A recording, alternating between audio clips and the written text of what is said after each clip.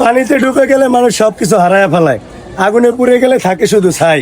এখন আমাদের কেরানীগঞ্জ হাগানগর আজকে আগুন লাগলো 2 দিন যাবত, সেই আগুনে কিন্তু অনেক মানুষের ক্ষয়ক্ষতি হয়েছে। শরীরের ক্ষতি না হলেও আর্থিক দিক দিয়ে অনেক ক্ষতি হয়েছে। আন্টি, আপনি কি এই বিল্ডিং এ থাকেন? জি, যে 4 তলায়, মানে আপনাদের কোনো কিছু বের করতে পারছেন? আমরা দেখতে পাই না, মানে আমরা কিছু মালামাল নিয়ে এসেছি, খালি একটা গ্যাস সিলিন্ডার হ্যাঁ। আর কাপড় চোপড়।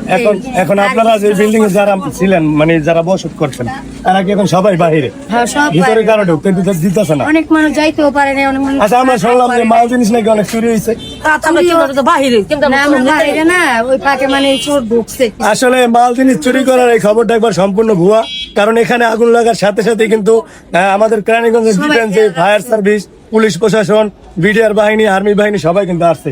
এখন আপনারা তো আজকে প্রায় 2 দিন যাবত মনে হয় না খাওয়া। আমরা তো বাহিরে, আমরা অনেক কষ্টে আছি, মানে অনেকে কান্তা আছে, অনেকে বসে রয়েছে। আচ্ছা, কোনো মিডিয়া কোনো মিডিয়ার খাবার দেয় না? কোনো খাবার আসে নাই, আসছে খালি এই যে ইয়ের মাধ্যমে, এমপির মাধ্যমে আসছে আমাদের কেরানীগঞ্জ নিপুণ রায়, সে আমগো দেয়া গেছে। আচ্ছা, ইনশাল্লাহ আপনাদের জন্য দোয়া রইলো। ইনশাল্লাহ কিছুক্ষণের মধ্যে আপনারা যারা এই ভিডিওটা অনেক দেখবেন, মানুষ পায়। যদি আপনাদের দয়া হয়, মায়া হয়, এলাকায় কিন্তু অনেক মানুষ খাবার কিন্তু পায়। খাবার পায় না, কারণ তাদের অনেক কিন্তু কষ্টে আছে। তারা কিন্তু মাল জিনিস সব ভিতরে, কিন্তু রান্না বান্না তাদের তারা নাই। যাইতেই পারে আর না। ঢাকা শহর যারা থাকে অধিকাংশ মানুষ আমরা ভাড়াটিয়া, আত্মীয়স্বজন নাই, কেউ আত্মীয়স্বজন মনে থাকে করে না।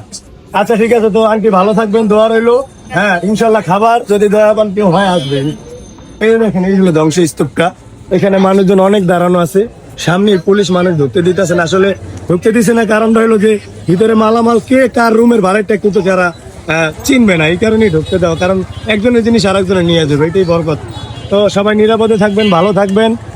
আর আপনারা যারা যারা আমাদের এই কেরানীগঞ্জ হাগানগরের অগ্নিকাণ্ডের দুর্ঘটনার ভিডিওগুলো দেখছেন, আপনারা সবাই আগায় আসেন।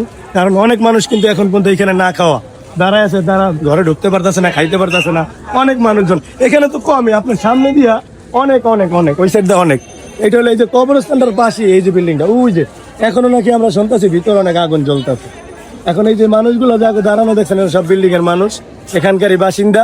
এরা আর কি মানে ঘর ছাড়া, এখন মানুষ পুড়ে গেলে কিন্তু কিছুই থাকে না। তারা রাস্তা রাস্তা পাগলের মতন ঘুরতেছে। তাদের একটাই দাবি, তারা যেন তাদের রুমে ঢুকতে পারে।